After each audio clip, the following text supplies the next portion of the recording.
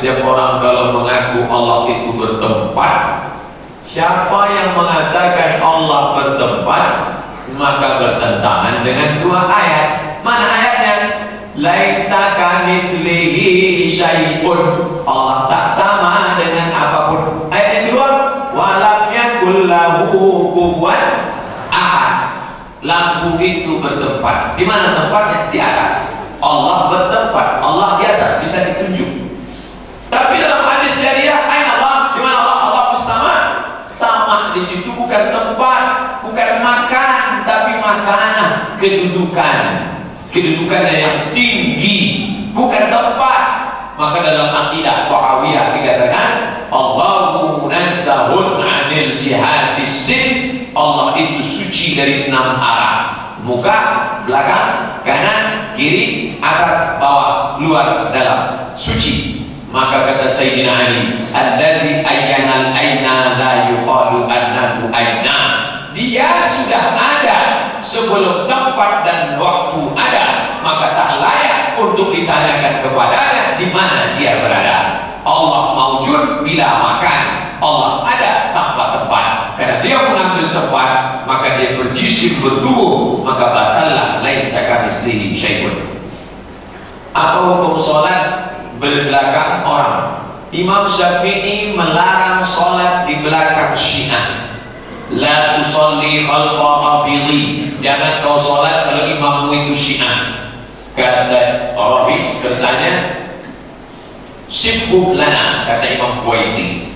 Bagaimana kami tahu dia Syiah? Man qala inna Abu Bakr wa Umar laisa bi imamaini fa huwa rafidhi. Siapa saja yang mencaci maki Abu Bakar dan Umar, maka dia Syiah. Jangan kau sholat di belakangnya. Perbandingannya, sedang mencaci maki Abu Bakar, Umar saja tak boleh kita jadi makmumnya, apalagi kalau mengatakan Allah bertempat, Allah maujud bila makan.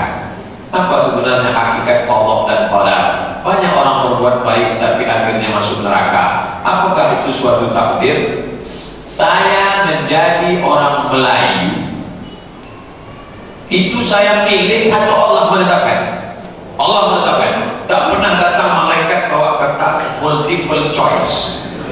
A mau jadi orang Melayu, B mau jadi Afrika, C mau jadi orang Eropa. Tak pernah. Maka ada terima takdir buruk, takdir baik. Tapi saat tertentu kita bisa memilih. Ustadz Somad mau minum di gelas atau mau minum di botol? Saya milih. Dikasihnya saya telinga, dikasihnya saya mata, dikasihnya saya kudrat, dikasihnya saya iradah. Aku mau minum di gelas atau di botol? Kalau aku minum di botol, nanti nampaknya tak sopan, tak menghormati. Lalu gitu, maka saya dengan kudrat iradah yang dipinjamkan Allah, saya memilih. Lalu saya pilih minum di gelas. Saya tuangkan di gelas. Lalu saya minum. Ucapkan bismillah. Bismillahirrahmanirrahim.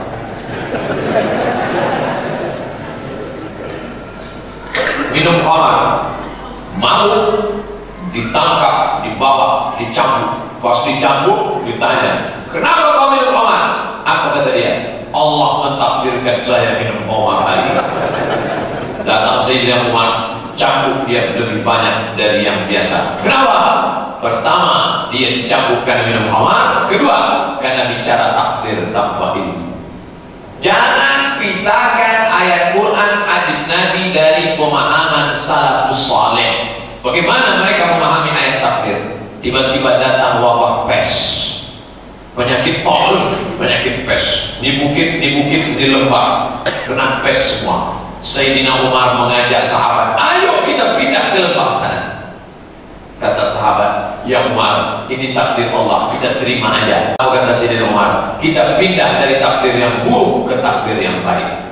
Jangan melepaskan teks ayat dari konteks bagaimana kehidupan mereka. Apa pernah Nabi mengajarkan kita santai-santai jalan di Masjid Nabawi ini, udah takdir Allah, nanti kalau menang-menang juga gitu. Tengok perang Badar, strategi. Ini Badar, ini Madinah. Berapa kilometer mau ditembus? 150 kilometer. Berangkat cepat-cepat. Kita serang, kita serbu ke sana. Di sini jalur dagang. Di sini nanti pasukan Abu Sufyan akan lewat. Kita hadang di sini. Pagi-pagi Nabi sudah berada di situ. dicari tempat terbit matahari. Mana terbit matahari? Di sini, pasukan di sini. Kenapa di sini dipasang pasukan? Supaya musuh kalah 1-0. Karena ketika matahari terbit, mata musuh silau. Nampaknya musuh tikam. Nampak? Ada strategi. Lalu kemudian berkemah di mana? Cari tempat oase, persediaan air. Kenapa berkemah dekat tempat persediaan air? Karena kalau sudah air dikuasai, musuh kalah 2-0. Ada strategi. Tapi setelah strategi matang, mantap, mati, terima kepada takdir qadar Allah. Ini duit beli kebun sawit, yang mau beli kita berusaha sudah, nanya Pak Camat sudah, ini suratnya sudah, tapi ternyata terjadi di luar dugaan. Qadar Allah. Katakan itu takdir Allah. Jangan kau katakan kenapa aku beli, kenapa aku beli, kenapa aku beli, kenapa aku beli, kenapa aku beli, kenapa aku beli. Situ setan masuk. Qadar Allah. Usaha sudah maksimal, motor kunci stangnya. Nah itu rantai depan kunci, ban depan, belakang kunci juga, tambahkan pokok kayu. Begitu keluar dari masjid, isin seorang batang kayu, diangkatnya langsung sama rantai-rantainya. Allah, tapi usaha sudah maksimal. Tapi ketika sengaja ditinggalkan kunci, tak kau kunci bro, usaha itu menyerahkan sama pencuri. Ini gara-gara orang banyak salah paham takdir, akhirnya ada yang menghapuskan takdir. Gara-gara apa? Orang Islam mengkambing hitamkan Tuhan gara-gara takdir. Di bawahnya kertas mahasiswa nilai IPK 2,0. Kok ucap bulan buka sebelanja, kenapa IPK 2,0? Ayah kan ngaji kan ya, sabar ya, itu harus takdir Allah.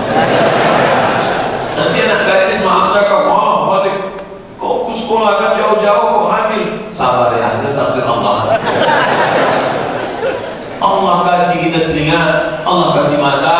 Inna sam'a wal basar wal fu'ad kullu ulaika kana anhu mas'ula. Tapi kalau sudah usaha maksimal, qadar Allah, harus dipahami dengan baik. Bagaimana kita istiqamah Pak Ustaz? Salat berjamaah, banyak puasa sunat, berzikir, serahkan pada Allah, usaha, doa, tawakal. Insya Allah kita mati dalam keadaan dibisikkan ke telinga sebelah kanan, la ilaha illallah, afdal zikri fa'alam annahu la ilaha illallah, la ilaha illallah. Kemudian ditutup la ilaha illallah Muhammad Rasulullah sallallahu alaihi wasallam, kalimatu haqqin 'alaiha nahya wa 'alaiha namutu wa biha nab'atsu insyaallah ta'ala minal aminin bi rahmatillahi wa karamihi. 'Alaiha nahya, dengan itu kita hidup, 'alaiha namutu, dengan itu kita mati, wa biha nab'atsu, dengan itu juga nanti kita dibangkitkan di padang mahsyar. Wa adkhilnal jannata ma'al abrar ya aziz ya ghafar.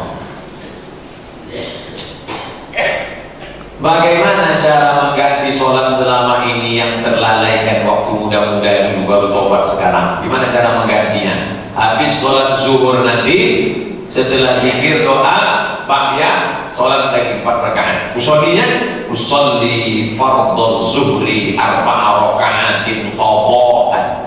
Qadhaan. Yang tadi ada mengganti qadhaan. Berapa kali? Sekali aja. Habis asar, qadha juga. Jangan di masjid, nanti ditengok kawan. Balik ke rumah. Habis maghrib, sholli fardhu maghrib 3 rakaatin qadhaan. Berapa lama? Berapa lama tinggal? 10 tahun pausanya, pokok lah sampai 2027. Ustaz kemarin ada yang ceramah katanya tak perlu qadha, cukup dengan istighfar aja. Astagfirullah rabbal baraya. Itu pendapat Ibnu Taimiyah, keluar dari 4 mazhab. Ada Hanafi, Maliki, Syafi'i, Hambali mesti diqadha, sepakat 4 mazhab. Ibnu Taimiyah keluar 4 mazhab mengatakan tak perlu diqadha, istighfar saja selesai.